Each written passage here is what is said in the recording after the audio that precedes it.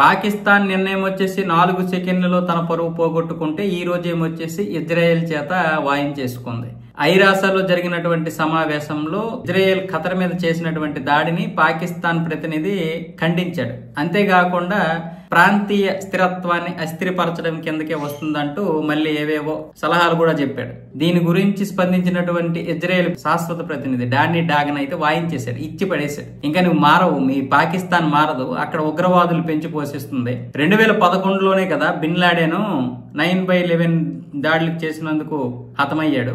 మరి 2001లో అమెరికాలో 9/11 దాడులు చేసినప్పుడు ఎవరు చేశారు? బిన్ లాడెనే చేశాడు. మరి బిన్ లాడెన్ ఎక్కడ దొరికాడు? పాకిస్తాన్ లో దొరికాడు. అంటే ఎవరు పెంచి పోషిస్తున్నారు? పాకిస్తాన్ పెంచి పోషిస్తుంది. బిన్ లాడెన్ ఎక్కడ దొరికాడని కాదు ముఖ్యం, అసలు బిన్ లాడెన్ ని ఎందుకు పెంచి పోషిస్తున్నారు, ఉగ్రవాదులు ఎందుకు పెంచి పోషిస్తున్నారని అడగాలి పాకిస్తాన్. ఎందుకంటే 2011లో ఈ బిన్ లాడెన్ దొరికిన తర్వాత ఐక్యరాజ్య సమితిలో ఒక తీర్మానం జరిగింది. ఏ దేశం కూడా ఉగ్రవాదుల్ని పెంచి పోషించడానికి లేదు, ఆశ్రయం ఇవ్వడానికి లేదు. అలా ఇస్తే అంతర్జాతీయ ఉల్లంఘనల్ని చేసినట్లే. వాటి మీద అంటే ఆ దేశాల మీద దాడులైనా జరగవచ్చు, లేదనుకుంటే కఠినమైనటువంటి శిక్షలు కూడా విధించే అవకాశాలు ఉంటాయని అప్పుడే ఆ ఐక్యరాజ్య సమితి తీర్మానించింది. మరి ఇప్పుడు దీన్ని ఏం చేయాలి?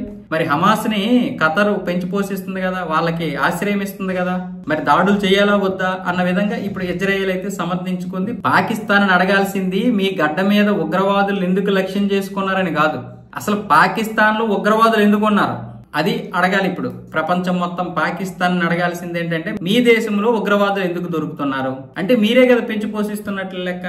మళ్ళీ ఈ రోజు ఖతర్ మీద ఇజ్రాయెల్ చేసినటువంటి దాడిని ఖండించే హక్కు మీకు ఎక్కడ ఉంది అని ఇజ్రాయెల్ ప్రతినిధి డానీ డాగన్ అయితే పాకిస్తాన్ ప్రతినిధి అసీం ఇఫ్తికార్ కి అయితే వాయించేశారు.